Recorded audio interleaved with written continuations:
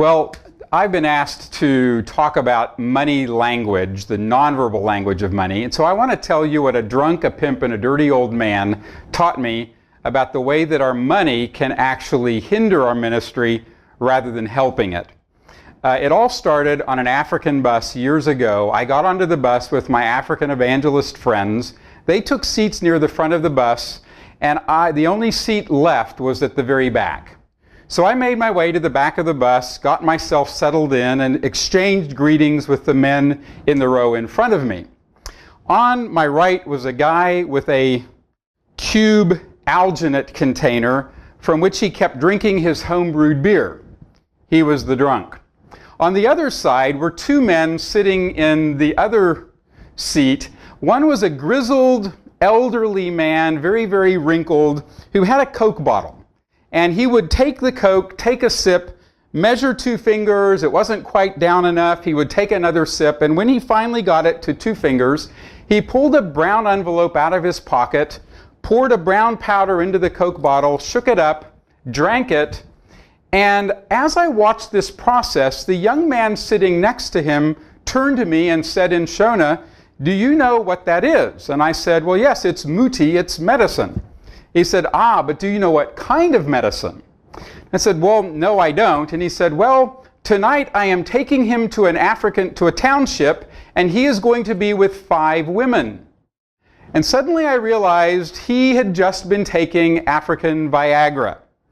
So we have the drunk, the young man's the pimp, and here's my friend, the dirty old man. While that conversation was happening, the conductor was making his way down the aisle to take everybody's money.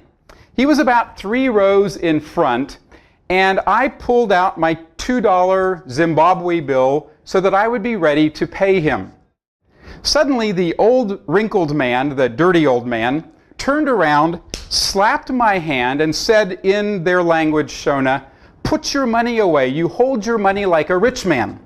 So I took my money and quickly hid it in my pocket, not sure what I had done wrong, but very clearly had offended his sensibilities. Fortunately for me, because of our conversation in their language, they knew that I was interested in their culture, and they proceeded to explain what I had done wrong and how to fix it. The old man shared with me, in our culture, if a person holds their money out like this, they're shouting to everyone around them, "I'm rich, I'm wealthy, I have no need to worry about money, and I want to show off how wealthy and how much better I am than you." That wasn't how I wanted to come across. So I asked him, "So what should I do?" And he said, "Well, you must wait until the conductor comes and ask him how much. And when he tells you, then pull out your money like this." And he proceeded to demonstrate. You bring the money out of your pocket and keep it hidden by hiding it under your thumb. And then you give the money to the conductor. And then he added, he will then give you your change, and when he does, make sure that you count your change, because anyone who does not count their change is saying to everyone around, "I'm rich, I'm wealthy, and I want to show off. I don't need to worry about money." Well, again, I don't want to communicate that. So I waited, and the conductor finally came to me. I asked him how much. He told me it was $1.60. I pulled the money out of my pocket as I had been taught and handed him my $2 bill. He then handed me the change, and I counted it. And it was not enough. So I said to him in Shona, "Haikwani, it isn't enough." He laughed and he said, "You learned your lesson." And he gave me the extra 10 cents that he had kept to see if I would pass my final exam on this test. That experience made me aware for the first time in my life that money has a language all of its own, that is a nonverbal language that changes from culture to culture. And what had felt very normal to me as an American just ready to pay my money was offensive to everyone around me in my African context. As I began to explore this money language, I learned that there are 4 major considerations that we must make when we think about how our money behavior appears to people in other cultures and other contexts. The first is hiding money. The second is holding money.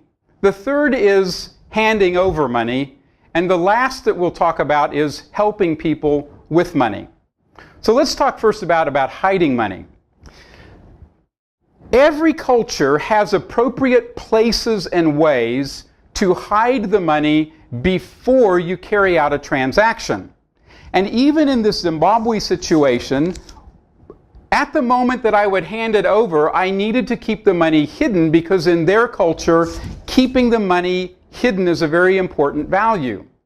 But you have to first of all find out, in any given culture, where do people hide their money? Now, if you think about where you hide your money, it may be in your wallet. Some people carry their wallet in their back pocket. I always keep mine in my front left because I travel to places where pickpockets are very common, and if I kept it back here, it's going to disappear. I can control it up in this front pocket. So one of the reasons for hiding money is security. If you go to marketplaces in parts of Africa or Asia, you will see women reach into their blouse and pull money out of their bra and hand the money over. That is the safest place for them to keep their money. So from a security perspective, you have to look at the local behaviors when people are in a market or at a store or at a bus stop or wherever they are. Where do they hide their money, and from where do they withdraw it when it's time for a transaction? But the where question is only a part of the issue with hiding money. Some people just hide it for security. We keep it in wallets or purses or banks in order to keep it safe. But my Zimbabwean friends had just taught me that hiding money also was a concern for social cohesion. Why they hid the money was an important question, because it wasn't just about keeping the money safe, it was to keep it hidden so I'm not showing off my wealth and my arrogance to everyone around me. So you have to watch for any given context, where do people hide their money, but you have to also try to find out, is it just for security, or do they have a sense that if people wave their money around, it's creating tension and conflict among the people around them? That changes from culture to culture, and I'll explain that in just a minute when I come to the holding money question next. So that's hiding money. The second question is, how do people hold money between the hiddenness and actual handing it over in a transaction? My friend had taught me on the bus, when you're holding your money, you keep it hidden. So for Zimbabweans, I had to hold the money like this, even when I was handing it over to the conductor.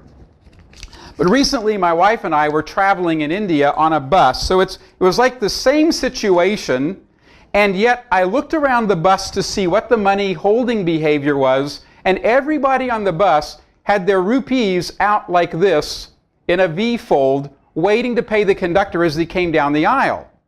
Well, immediately I knew their money value, their nonverbal behavior is different from my African friends. If my African had been on that bus, he would have been slapping everybody's hand because they were all holding their money like a rich man from his perspective. But in their culture, having the money ready to give to the conductor was an appropriate value. So how people hold their money between hiding and handing over is going to change from culture to culture. And I have to then observe those behaviors in the culture where I'm working, not based on prior experience. That leads to the third H for money language, which is handing the money over. One of the key values to keep in mind in most of the world is the left hand is always dirty, the right hand is the clean hand. So when you're giving money to someone or handing money over under any circumstances in most of the world, always hand it over with the right hand, never with the left. If you are left-handed, you must make yourself learn this behavior before you go to a country in Africa or Asia or the Middle East, which is a right-hand only country. Because if you give money to someone with this hand in those cultures, you have slapped them in the face, you've spit on them, and you have insulted them. Now, if you know that language and you know that cultural value, you can catch people in the culture returning the favor to you. One time I went to buy a bottle of Coke from a street vendor. I gave him the money. He held out the Coke in his left hand to offer it to me. I knew the language and I knew the culture, so I looked him in the eye and I said in his language, "Oh, so you give with the left hand?" Everyone standing around watching suddenly started laughing at him because he'd been caught by the white guy offering the Coke with the left hand as an insult to me. He shifted hands and I accepted it and thanked him gratefully for the Coke, but everyone in the audience knew that he'd been caught in the joke rather than me. Right hand is very, very important in handing money over. It's also important to observe whether you're in a market or in a bus situation or in a store or wherever the transactions take place. Watch how people give the money to someone else. In some cultures, you'll take the money and put it directly in their hand. And there's no problem with that. But in other cultures, for instance, I've been told by friends who work in Muslim countries, if a man is giving a woman money, say she's a shopkeeper or whatever it might be, you never touch a male touching a female or a female touching a male. So instead, they've showed you drop the money into their hand so that they can accept it, and then they'll make the change and drop into your hand. In other cultures, you'll sit it on the counter and then withdraw your hand, and then they will take the money from the counter, and then the transaction will continue. There are some countries where when you lay the money down, they will count it out to be sure that it's the right amount. And in some cultures, you will see the person giving the money counting the money so that the person receiving knows that you've given them, whether it's $10 or $20 or 50 rupees or whatever it might be. But you have to watch those behaviors very, very carefully and then try to mimic as much as possible what you're observing. One of the things with handing over money is that at times you will receive change. That's a part of the transaction. Well, as my African friend told me, if you're supposed to receive change, you must make sure that you count it so that you are not saying to everyone around, "I'm rich, I'm wealthy, I don't need to worry about the change." So in their culture, counting the change is an important part of social cohesion, of keeping people together and not shaming someone by pretending I'm wealthier than you are. In Japan, however, if the cashier puts the change on the counter and you count the change, you have insulted that person and shamed them publicly. So no matter what change they give you in Japan, you're supposed to just take the change and not question the amount.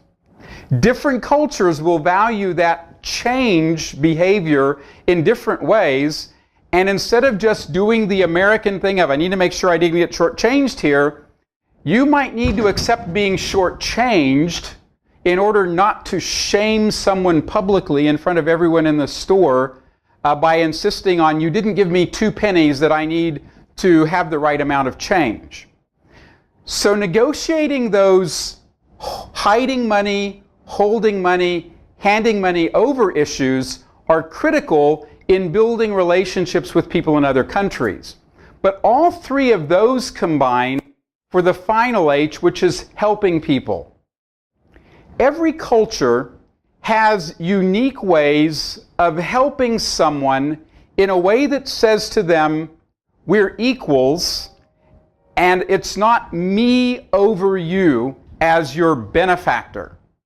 But every culture also has ways of helping people with money that basically says, I have this money and I am up here and you're down here, and here, let me help you out and show you how much better I am than you are. Now, we don't intend to convey that message of arrogance and power and position, but in my study of this money language behavior, I've come to the conviction that 70 to 80% of the rest of the world is offended by the money behavior of Americans. and how we hand money over.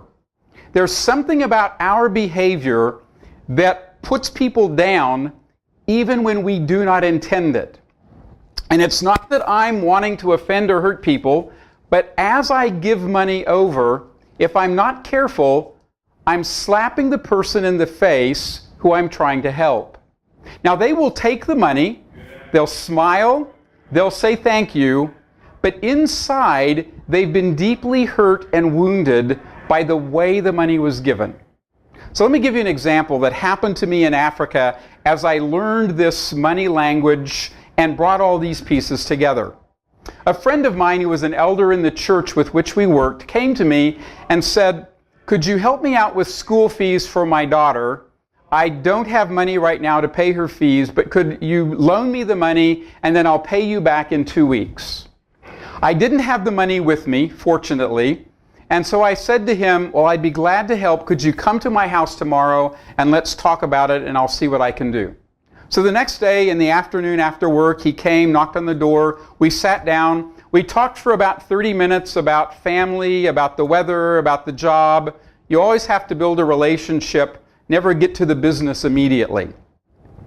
Eventually I mentioned to him, "Now you said something yesterday about needing school fees for your daughter. How much was that?" Now, I knew how much he'd asked for, but I needed him to say it. This is a part of the way this works. So he said, "Well, it's $60. I said, "Well, my wife went to the bank today and we have some money that we can help you with. Just a moment. Let me go and get some money." So I got up and went back to our bedroom because we learned that in hiding larger amounts of money, you don't ever carry it on you, but you instead have it hidden someplace else so that you can go and get it and then bring it to help someone. So I went back to the bedroom. I got the $60 from under my sweaters where we had hidden it to be culturally appropriate. And when I got the $60, I put it in my pocket.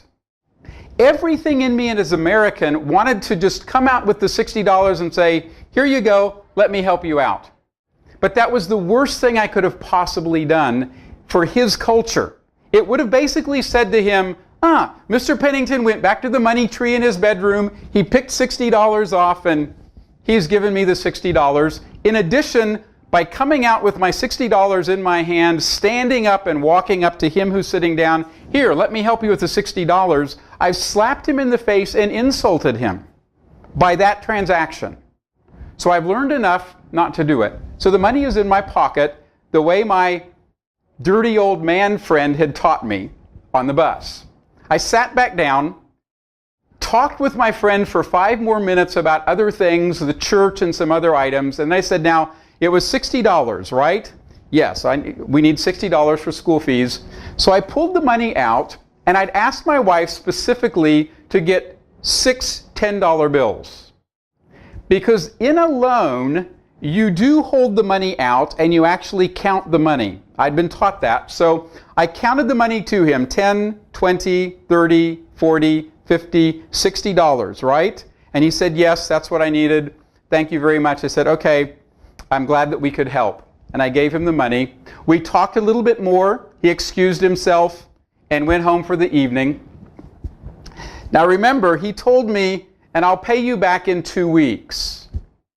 1 week after I gave him the loan, there was a knock on my door in the evening. I opened the door, and he was at my door again. "Can I come and speak with you?" "Yes, sure." So he came in, we sat down, we talked about the weather, my wife got tea, we talked about family, we talked about the job, we talked about the church, we talked about different things. And then he said, "Mr. Pennington, I know that I said I would pay you back in 2 weeks, but I was able to find some other money, and I've come to repay the loan now."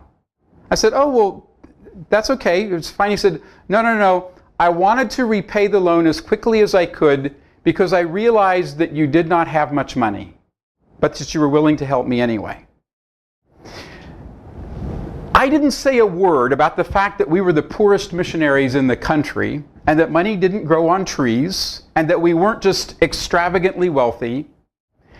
But something in the nonverbal language that I used in helping him with that money conveyed to him that while I was willing to help, I was a partner with him, not this superior missionary lending to him out of my benevolent largesse, but instead, I was an equal with him.